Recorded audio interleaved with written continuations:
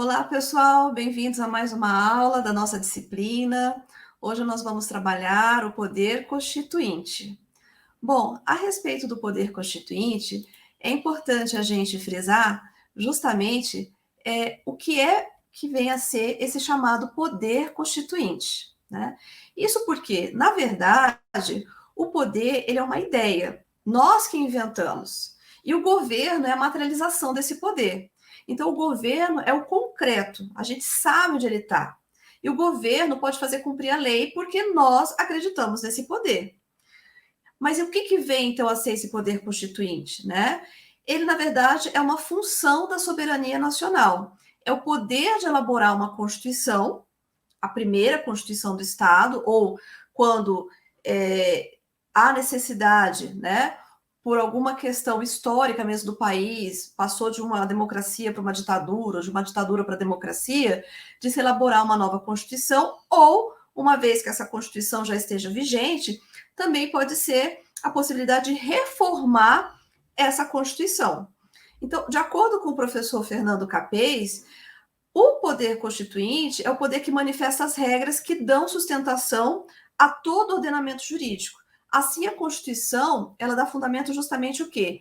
Às leis, sendo por isso denominada norma hipotética fundamental. Então, o poder constituinte é, em última análise, a expressão máxima dessa soberania nacional como elemento basilar de caracterização do Estado soberano. Então, ele é essa manifestação soberana da suprema vontade política de um povo, né, que é organizado tanto jurídica quanto socialmente também. Mas qual vai ser a origem, né, desse poder constituinte? A partir de que momento que ele surge e como ele surge? Então, nesse ponto, né, considera-se historicamente que o poder constituinte ele sempre existiu, não no sentido de constituição das regras de convivência da vida e comunidade como nós conhecemos nos dias de hoje. Então, entende-se que ele já existia lá nas sociedades tribais, nas sociedades primitivas e até mesmo nas sociedades absolutistas. O fato é que não se tinha essa percepção de poder constituinte, mas ele sempre se fez presente. Então, nem sempre houve uma teoria que reivindicasse o exercício desse poder, sendo que o precursor dessa teoria do poder constituinte foi um francês, né, o abade Emmanuel Joseph Sieyès, que no século XVIII, na antivéspera ali da Revolução Francesa, ele publicou uma pequena obra, né, um livro intitulado Quem é o Terceiro Estado? E, a partir daí, então, começa-se essa teoria do chamado poder constituinte. No Brasil, no que tange à criação de novas constituições, o poder constituinte ele já foi exercido 8 vezes. Então, foram elas a Constituição Imperial de 1824, a Constituição Republicana, a primeira delas, de 1891, a Constituição de 1934, a Constituição Polaca, de 1937, a Constituição Social de 1946, a Constituição Ditatorial de 67, a Emenda Constitucional número 1 de 69, que formalmente foi criada como uma emenda, mas materialmente tratava-se de uma Constituição escancaradamente outorgada, né, pela junta militar, e mais recentemente a gente tem a nossa Constituição Cidadã de 1988. Quanto às atualizações, pessoal, a Constituição da República Federativa do Brasil de 88 já foi objeto de pelo menos 6 emendas de revisão e de cerca de mais de 100 emendas constitucionais ao longo da existência da Constituição Federal de 1988. E é interessante falar isso, por quê? Porque a criação da Constituição, de uma nova Constituição de um país, ou da reforma dessa Constituição desse país, ou até mesmo das constituições dos estados da federação, como é o caso do Brasil, vai ocorrer por meio do chamado poder constituinte. Mas o que vem a ser esse chamado poder constituinte, né?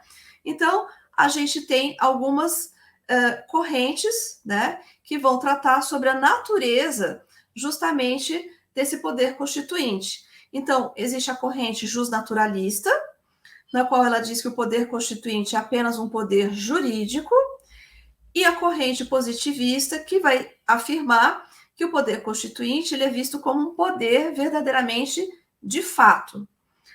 Para explicar o poder constituinte, existe então essas duas teorias. Então, para a naturalista, o constituinte é apenas esse poder jurídico e por isso ele é limitado pelo direito natural, que vem da própria natureza humana ou que decorre de um poder divino, e de modo contrário, para o positivismo, ele é visto como um poder de fato, por quê? Porque ele é ilimitado. Ele é um poder ilimitado e um poder supremo que não está condicionado, pessoal, a nenhum outro direito pré-existente. Então, quando se cria uma nova constituição de um determinado país, essa nova constituição ela não está relacionada a nenhuma outra norma anterior. O legislador, né, ordinário, a Assembleia Nacional Constituinte, como foi o caso do Brasil em 88, pode criar tudo do zero sem se apegar a nada que foi criado anteriormente. Ou pode se utilizar de algumas questões que foram colocadas em constituições anteriores também. Mas tudo se cria a partir daquele momento. Então não está condicionado a nada. Um outro ponto interessante também para falar para vocês é com relação à titularidade. Por quê? Quem são o titular, né, desse poder constituinte? Lá no século XVIII, com o Abade Sieyès, ele entendia que a nação era detentora do poder constituinte. Na contemporaneidade, então nos nossos dias, o poder constituinte ele pertence a nós como povo. E é interessante falar isso por quê? Porque nação e povo são definições diferentes, assim também como nação, povo e população também são definições diferentes. Então, Sieyès entendia a nação como detentora desse poder constituinte, porém hoje é o povo, né? Mas a gente tem que ter em mente que o povo ele só é titular desse poder constituinte nos dias atuais dentro dos estados democráticos. Por quê? Porque nos estados antidemocráticos o povo ele não tem participação política. Então, se ele não tem essa participação política, ele não pode ser considerado esse titular. O outro ponto importante a falar é a diferença entre titularidade e o exercício. Por quê? Porque o titular somos nós, povo brasileiro, se a gente estiver falando do nosso território. Porém, o exercício do poder constituinte, ele nem sempre está nas mãos daquele que possui a titularidade, como é o caso das democracias representativas, né? Nas quais são os nossos representantes que nós escolhemos, né, por meio do voto, que vão exercer esse poder, como ocorre nas Assembleias Nacionais Constituintes. Então, nós, brasileiros, de tempos em tempos, votamos, o nosso voto vai escolher um representante, né? E aí vai depender do poder legislativo e do executivo, se é municipal, se é estadual, se é federal, a gente vai escolher os nossos vereadores, deputados, senadores, presidente, enfim. E no caso do poder legislativo, o que vai acontecer? Esses indivíduos é que vão criar as leis, são eles os encarregados de criar a lei orgânica municipal, a Constituição do Estado do Mato Grosso do Sul, por exemplo, de emendar a Constituição Federal de 1988. Então, eles exercem o poder constituinte, mas nós, povo, é que somos esses titulares. Então, é importante deixar claro essa diferença entre a titularidade e o exercício, né? Mas qual vai ser a importância do poder constituinte, né? Então, a nação, ela tem o direito de organizar-se politicamente como fonte do poder público. E esse poder que ela exerce em determinados momentos é que vai se chamar poder constituinte. Então, o poder constituinte, pessoal, é uma função da soberania nacional. É o poder de constituir e também de reconstituir ou de reformular a norma jurídica estatal. É a capacidade de criar ou de alterar a norma. Então, a Constituição é a lei fundamental do Estado. Ela provém de onde? No poder soberano, né? Que pode elaborar diretamente em face da complexidade do Estado moderno e vai fazer isso através dos seus representantes eleitos e reunidos na Assembleia Constituinte. Pode ser exercida para a organização originária, como foi o caso lá na década de 80, de um agrupamento nacional popular, quanto para constituir, reconstituir, reformular essa ordem jurídica do Estado que já foi formado. Mas como que vai ser dividido esse poder constituinte? Quais são as espécies de poder constituinte? Então, a gente tem duas espécies: o poder constituinte originário e o poder constituinte derivado, que vai se subdividir ainda em outras espécies. O que vai diferenciar, então, um e outro? No caso do poder constituinte originário, também chamado de poder constituinte revolucionário, ele é o poder reunido pelos constituintes eleitos pelo povo, ou seja, o legislativo. Então, esse é o poder de inaugurar um novo Estado por meio da criação de uma nova Constituição, sem qualquer interferência da ordem anterior, que foi o que aconteceu com a Constituição de 88. E ela tem atribuído a si como características justamente ser o quê? Uma Constituição que é inicial, uma Constituição que é autônoma, uma Constituição que é ilimitada e uma Constituição que é incondicionada. Então, essas são as características, né, do poder constituinte originário. Ela é inicial por quê? Porque ela inicia uma nova ordem jurídica, um novo Estado. No caso, Estado Democrático, República Federativa do Brasil, com a Constituição de 88. No caso, vai ser autônomo, por quê? Porque apenas as pessoas que terão poder de exercício é que vão poder ditar os termos que serão estabelecidos nessa nova Constituição que está sendo criada, então, a partir de agora. Ilimitado. Por que tem essa característica de ser limitado? Porque não sofre, pessoal, qualquer obstrução da ordem anterior. Então, só a própria Assembleia Nacional Constituinte, em deliberação preliminar, vai atentar aos princípios de direito natural e histórico ou, por exemplo, a um eventual condicionamento estabelecido na eleição dos seus componentes, que vai poder, então, limitar o seu procedimento. E, por fim, é considerado incondicionado por quê? Porque não precisa obedecer a nenhuma norma, a nenhuma regra pré-fixada.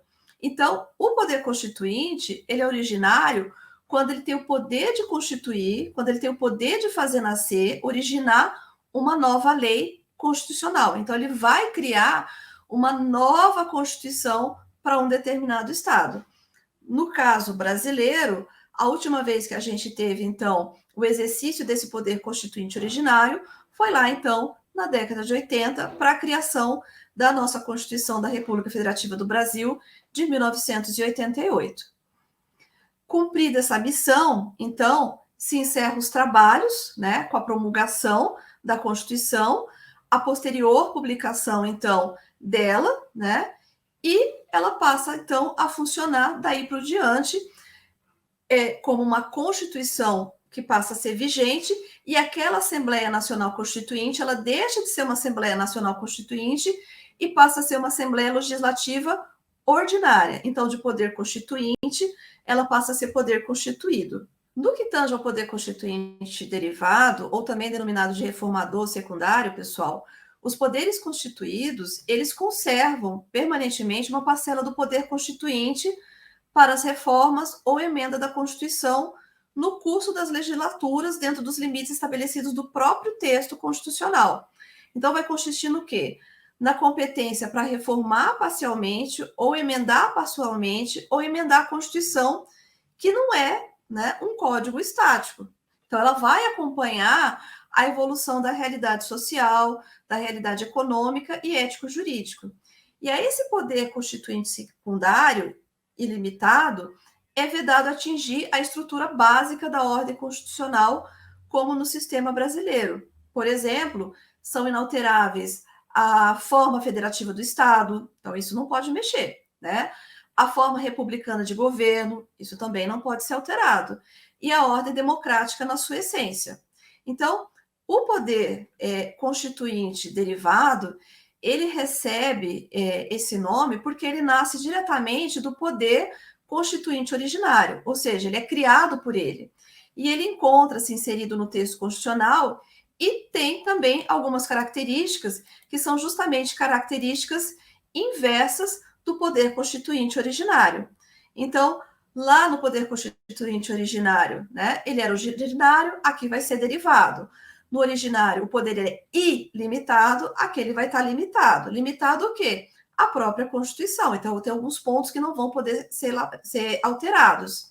E lá no poder originário incondicionado, aqui já vai ser o inverso. Vai ser o quê? Vai ser condicionado. Condicionado o quê? A próprias regras já pré-fixadas da Constituição Federal.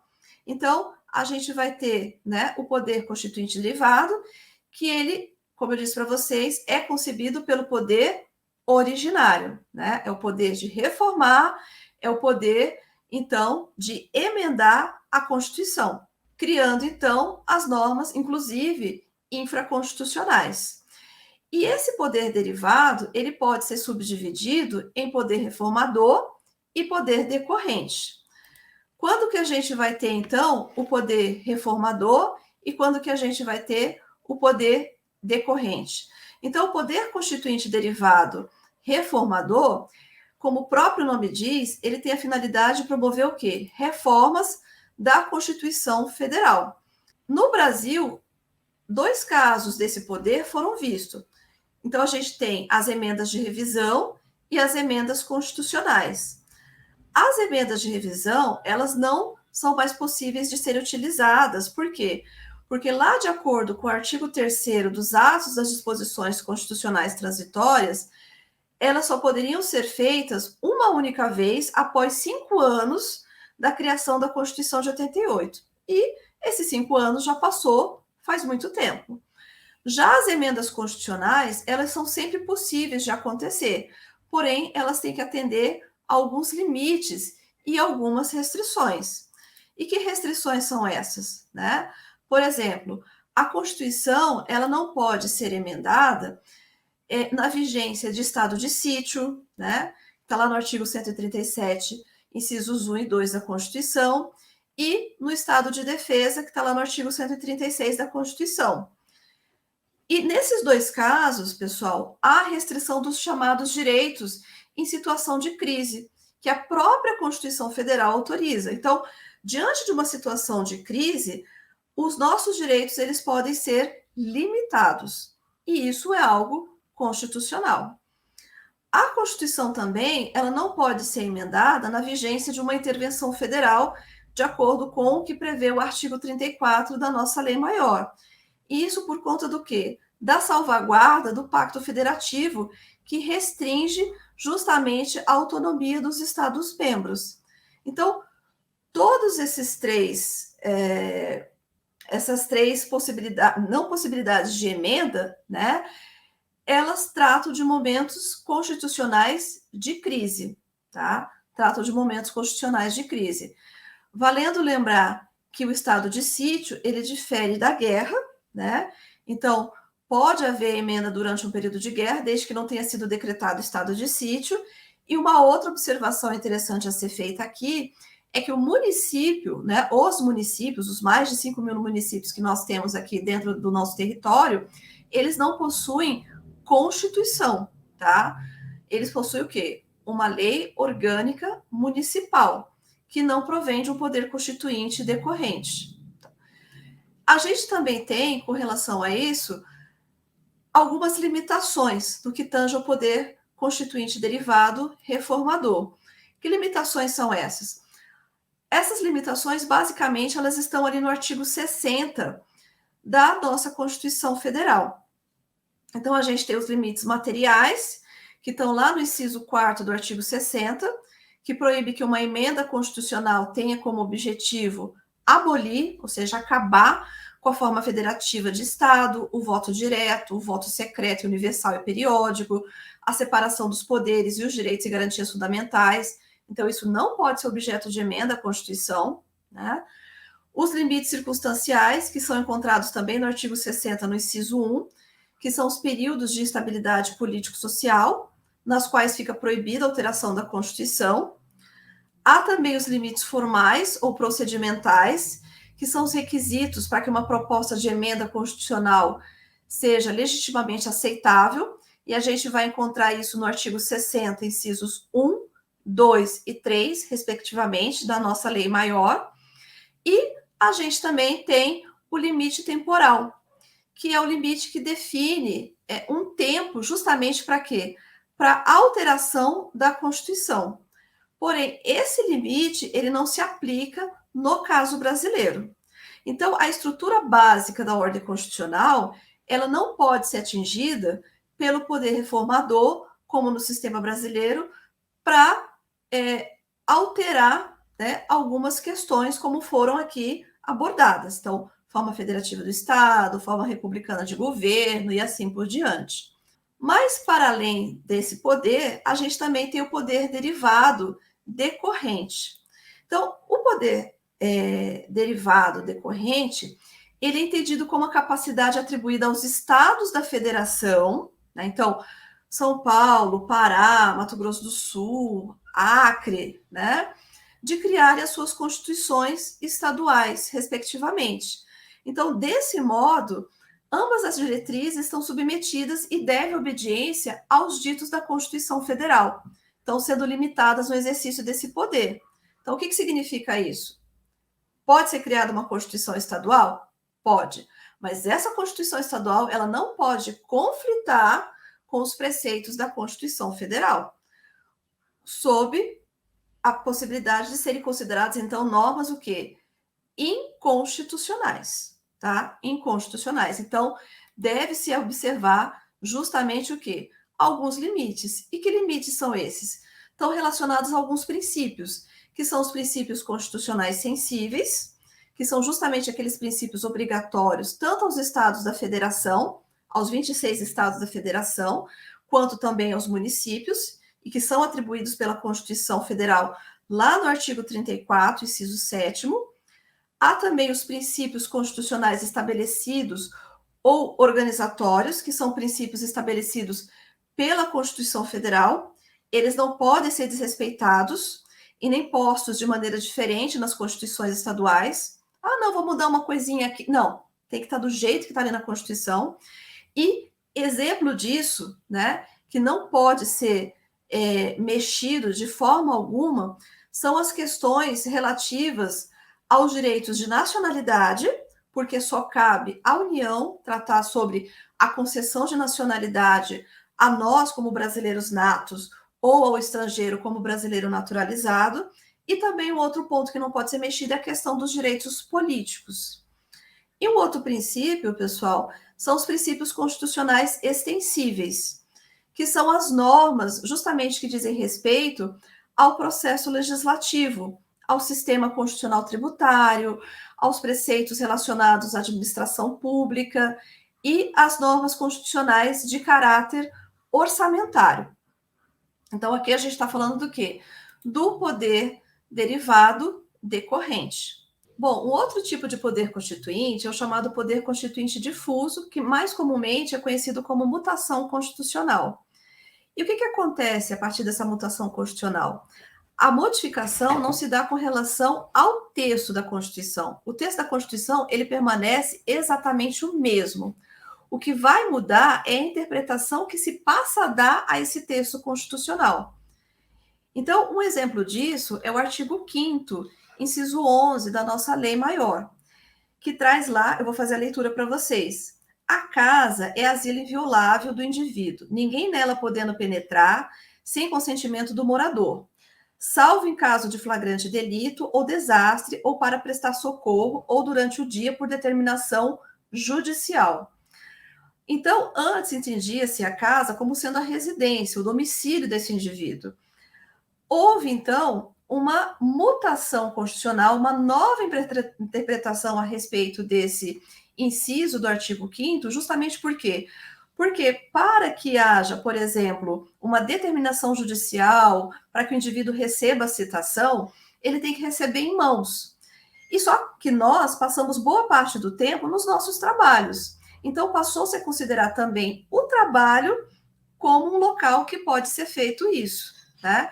Então, passou-se a verificar de maneira diferente essa questão sobre casa, né? Então, pode ser feito em outra localidade, tá? Bom, e em suma, o que a gente pode, né, falar para sintetizar a questão do poder constituinte, que ele se divide em originário e derivado, dentro do derivado em reformador e decorrente.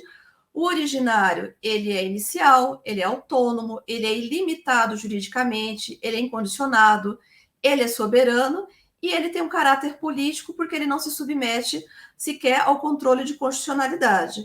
Já o derivado, contrariamente, ele vai ser o quê? Secundário, limitado, condicionado a parâmetros impostos, como, por exemplo, nós citamos as chamadas cláusulas pétreas, o direito adquirido, o estado de sítio. Ele tem um caráter jurídico e ele já vai se submeter ao controle de constitucionalidade.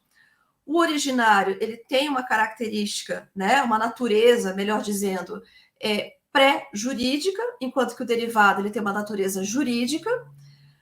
No caso do poder constituinte originário, o titular é determinado pela ideologia dominante e no derivado, o Congresso Nacional é que pode ou não promulgar uma emenda constitucional. No caso do originário, vai se criar uma nova constituição de um novo país, enquanto que no derivado a gente vai ou reformar a constituição desse país ou criar uma nova constituição estadual ou revisar, como a gente comentou da DCT, essa Constituição desse país. Bom, pessoal, deixo aqui as referências bibliográficas, né? Professor Paulo Roberto de Figueiredo Dantas e a obra do professor Gleison de Moraes Melo, juntamente com Guilherme Sandoval Goss, para que vocês possam também se aprofundar um pouco mais nas leituras e nos estudos a respeito do poder constituinte. Bom, pessoal, fico por aqui. Deixo como referências para vocês poderem estudar de maneira um pouquinho mais aprofundada duas obras de direito constitucional, uma do professor Paulo Roberto de Figueiredo Dantas e outra dos doutrinadores Gleison de Moraes Melo e Guilherme Sandoval Goss. Bom, o meu muito obrigada pela atenção de vocês, bons estudos e até a próxima aula. Tchau, tchau.